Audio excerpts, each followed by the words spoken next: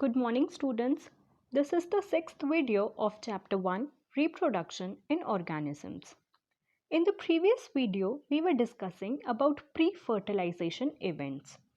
In this video, we will talk about cell division during gamete formation. But first, you should know that gametogenesis is the process of gamete formation, both male gamete and female gamete.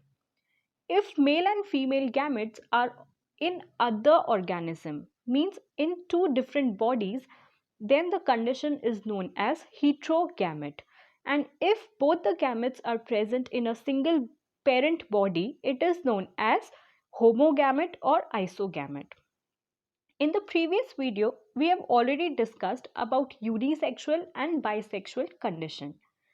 Now let's come to cell division during gamete formation. Gametes in all heterogametic species are of two types, namely male and female. Gametes are haploid, though the parent body from which they arise may be either haploid or diploid. See, now अब जब gamete formation की process होती है, means जब gamete बनते हैं तब या तो वो मेल रिप्रोडक्टिव ऑर्गन में बनते हैं या फिर फीमेल रिप्रोडक्टिव ऑर्गन में बनते हैं. गैमेट्स जब फॉर्म होते हैं तब वो हेप्लॉइड होते हैं, मीन्स उनमें single number of chromosome present होते हैं, means n number of chromosome. But जिस पेरेंट बॉडी से गैमेट्स प्रोड्यूस हुए हैं वो पेरेंट बॉडी या तो हेप्लॉइड हो सकती है या डिप्लॉइड हो सकती है. A haploid parent produces gametes by mitotic division. Does this mean that meiosis never occurs in organisms that are haploid? अब अगर गैमेट फॉर्मेशन हेप्लॉइड बॉडी से हुआ है तो गैमेट फॉर्मेशन माइटोटिक डिवीजन से हुआ है.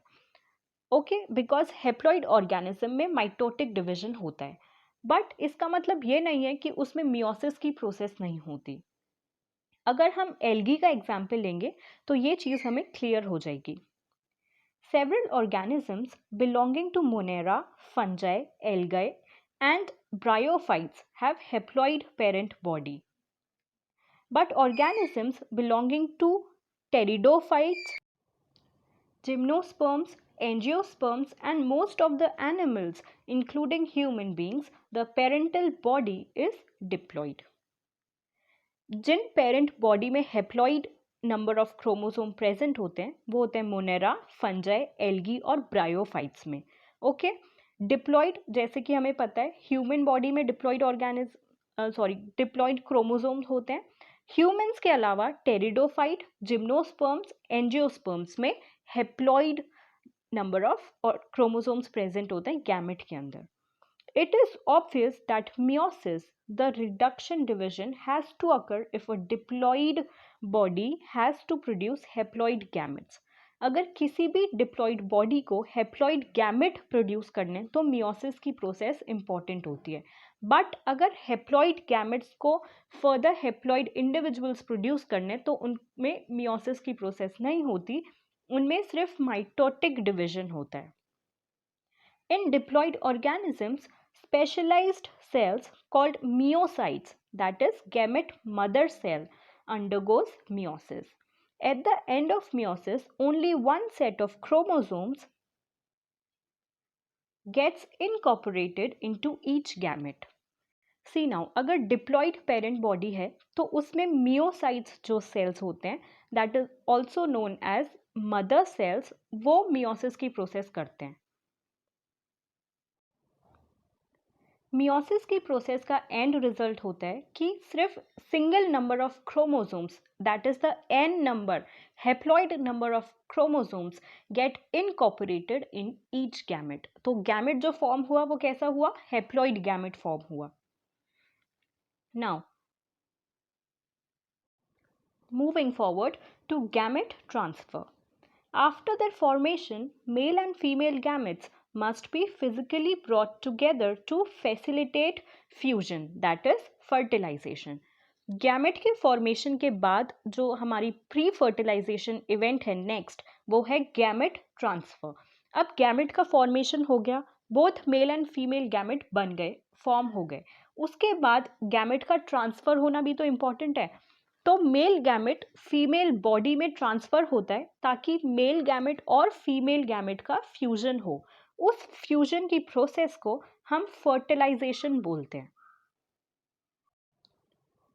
तो फर्टिलाइजेशन की प्रोसेस के लिए सबसे पहले क्या इंपॉर्टेंट है? गैमेट का ट्रांसफर होना, प्रॉबेबली मेल गैमेट का फीमेल बॉडी में ट्रांसफर होना। लेकिन कुछ केसेस में मेल गैमेट फीमेल बॉडी में ट्रांसफर नहीं होते। फॉर एग्जाम्पल एक्वेटिक एनिमल्स के केस में मेल और फीमेल गैमेट दोनों ही वाटर में रिलीज होते हैं, वाटर में ही उनका फ्यूजन और फर्टिलाइजेशन होता है। लेकिन यहाँ पर हम अगर ह्यूमंस का एग्जाम्पल लें तो male gamete has to go to the female gamete by the process of copulation. Have you ever wondered how the gametes meet? In a majority of organisms, male gamete is motile and the female gamete is stationary. अब male gamete ही क्यों female gamete के पास जाता है? Because male gamete motile होता है, यानी कि movement कर सकता है। Male gamete is capable of locomotion but female gamete is stationary, और सिर्फ एक ही जगह पर वो रह सकता है। इसीलिए male gamete translocates to the female gamete. Exceptions are few fungi and algae, in which both types of gametes are motile.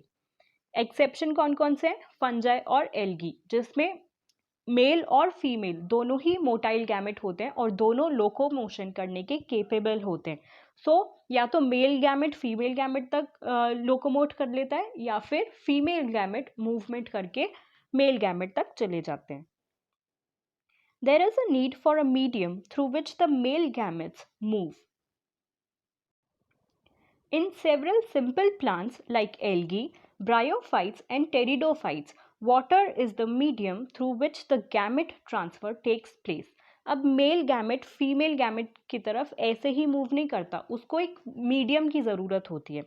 कुछ केसेस में फॉर एग्जाम्पल एल्गी, ब्रायोफाइट और टेरिडोफाइट के केस में वाटर वो मीडियम बनता है। A large number of male gametes, however, fail to reach the female gametes. To compensate the loss of male gametes during transport, the number of male gametes produced is several thousand times the number of female gametes produced. अब movement के through ज़रूरी नहीं है कि हर male gamete female gamete को attract करेगा और उससे फर्टिलाइजेशन की प्रोसेस करेगा।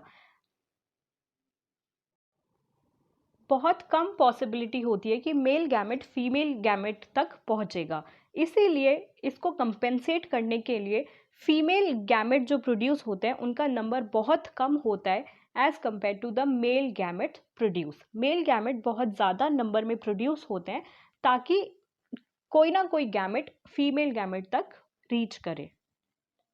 इन seed plants pollen grains are the carriers of male gametes and ovule have the egg. अगर सीड प्लांट्स की हम बात करें तो पोलन ग्रेन जो होते हैं वो मेल गैमेट्स के कैरियर बनते हैं जो कि उनको ओव्यूल तक पहुंचाते हैं। Pollen grains produced in anthers therefore have to be transferred to the stigma before it can lead to fertilization. इसीलिए जो मेल गैमेट्स एंथर में प्रोड्यूस होते हैं इंपॉर्टेंट होता है कि वो स्टिग्मा तक पहुंचे जिससे कि फिर फर्टिलाइजेशन की प्रोसेस स्टार्ट हो जाए। In bisexual self fertilising plants example peas, transfer of pollen grains to the stigma is relatively easy as anther and stigma are located close to each other. अब chapter के starting में हमने bisexual plants के बारे में पढ़ा था। Bisexual plants self fertilization plants होते हैं बिकॉज उनमें एंथर और स्टिग्मा दोनों ही प्रेजेंट होते हैं। सो उनमें फर्टिलाइजेशन की प्रोसेस बहुत ईजिली कंप्लीट हो जाती है because male and female gametes are closely placed. But अगर हम यूनिसेक्सुअल प्लांट्स की बात करें तो यूनिसेक्सुअल प्लांट्स में both male and female gamete दोनों में से एक ही प्रेजेंट होता है।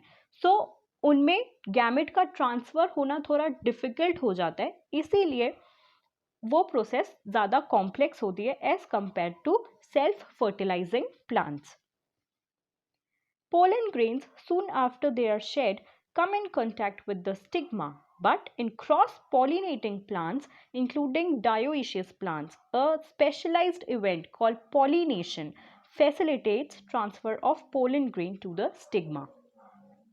सी नाउ अगर एक ही प्लांट पर दोनों ही सेक्सुअल ऑर्गन्स प्रेजेंट हैं, एंथर एंड स्टिग्मा, तो वहां पर फर्टिलाइजेशन की प्रोसेस बहुत इजीली कंप्लीट हो जाएगी, बिकॉज गैमेट को ट्रांसफर नहीं होना पड़ेगा एक जगह से दूसरी जगह तक.